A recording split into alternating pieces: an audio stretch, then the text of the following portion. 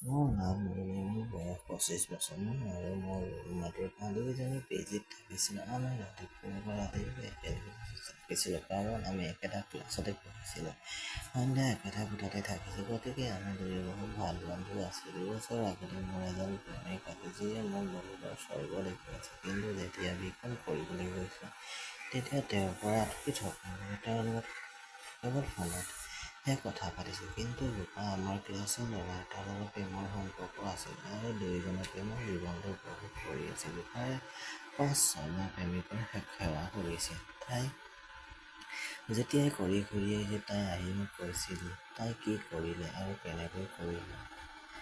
মোৰ কৰিবলৈ মন গৈছিল, কিন্তু কোনো প্ৰেমিক নাছিল আৰু যেতিয়া মোৰ প্ৰেমিক আছিল তেতিয়া মোৰ আন কাৰোবাৰ লগত ডেটিং কৰিবলৈ মন যোৱা নাছিল। সময় এনেকৈ পাৰ হৈ গ'ল। এদিন বিশ্ববিদ্যালয়ৰ পৰা উভতি আহোঁতে ৰাতিৰ আহাৰ খাই আহি আমি নিজ নিজ বিচনাত পৰি আছিলোঁ। ৰূপাই তাইৰ প্ৰেমিকৰ লগত কথা পাতি আছিল, মোৰ লগত কথা পাতি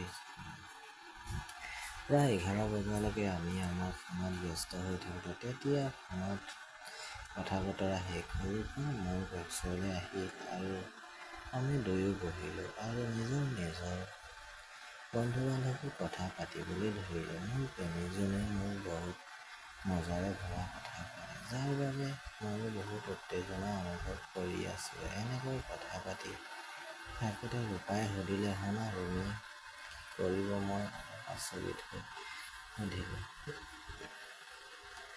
তেতিয়া তাই ক'লে, হয়, এতিয়া মোৰ প্ৰেমিক আহি আছে। সি গোপনে বেৰৰ ওপৰেৰে জঁপিয়াই ভিতৰলৈ আহিব। মই ক'লোঁ, কিন্তু সি তোমাৰ বন্ধু, তাৰ লগত কিয় কৰিম? তাই ক'লে, তেতিয়া মই তোমাৰ বাবে এটা সুকীয়া বন্ধু ল'ব লাগেনে? কওক, মই তাক মোৰ এজন বন্ধু লৈ আহিবলৈ ক'ম। মই ক'লোঁ, তুমি পাগল হৈ গ'লা?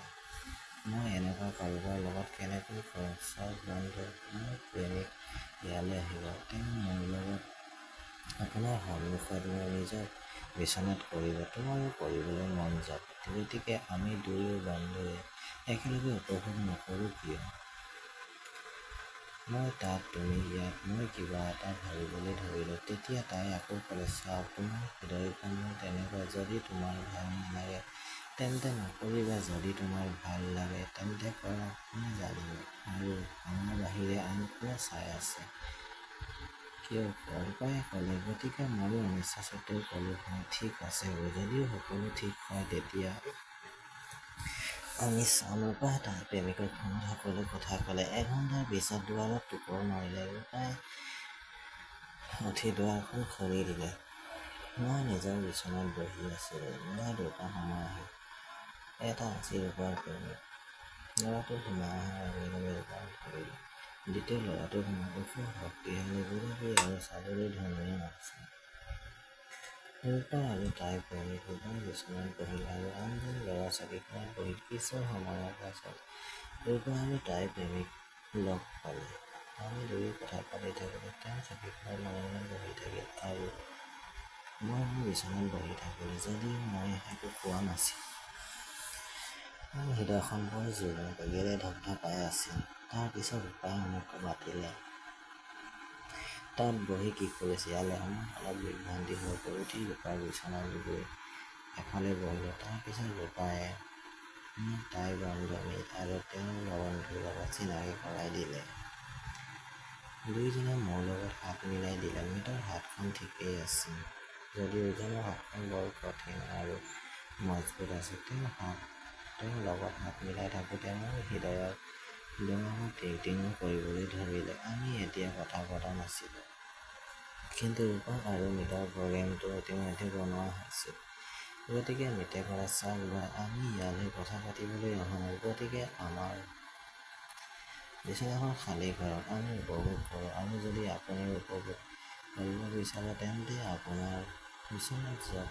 মোক ইটো ল'ৰাই চালে। তেওঁ চকীখন এৰি উঠিল।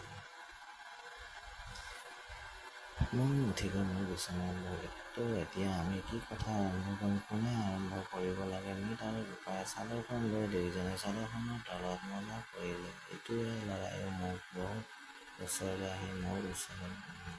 তেওঁ কিছুমান ধুনীয়া সুগন্ধি লগাইছিল। এক প্ৰকাৰে মই তেওঁৰ কালি মোৰ আছিল তেওঁ এটা ইংগিত দিবলৈ মই মোৰ মূৰটো তেওঁৰ ওচৰত ধৰি দুটুকালোঁ আৰু মই দৌৰিবলৈ যোৱাৰ লগে লগে তেওঁ মোক কোলাত এনেদৰে গেলি ধৰিলে যেন কিমান দিনৰ পৰা তেওঁ হৈ আছে মই তেওঁৰ প্ৰেমিকা ভাল মোৰো সেই কথা বেয়া নালাগে